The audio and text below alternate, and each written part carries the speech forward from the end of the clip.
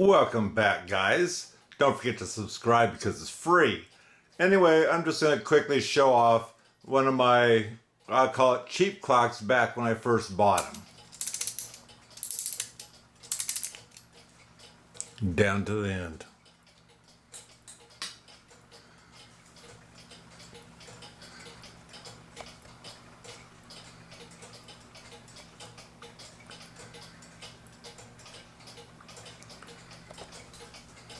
So the way this clock runs, you set it down there and the ball swings around each one of those pegs,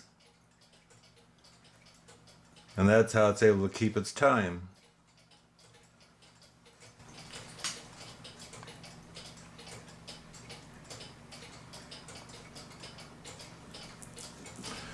This is the clock. It came with a felt faux leather pad, a plastic dome, and this clock here. It's got the string with the ball bearing on it, or we'll call it a ball bearing for the pendulum. And it only has the hour hand. To speed this clock up, it has a little knob right there that you would turn and shorten the string. To wind it, the one, I guess we'll call it barrel, one spring goes up to the other one. This spring right now is going down to this one. It's all one piece there.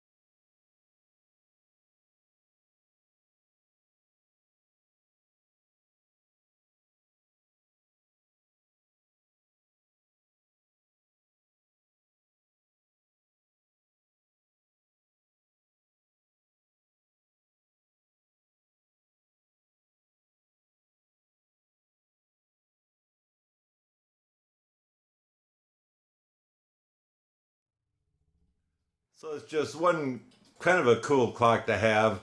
Back when I bought several of them and gave them out as Christmas gifts because they were cheap enough. Probably $5 a piece, I don't remember now. Anyway, don't forget to subscribe, and until next time, God bless.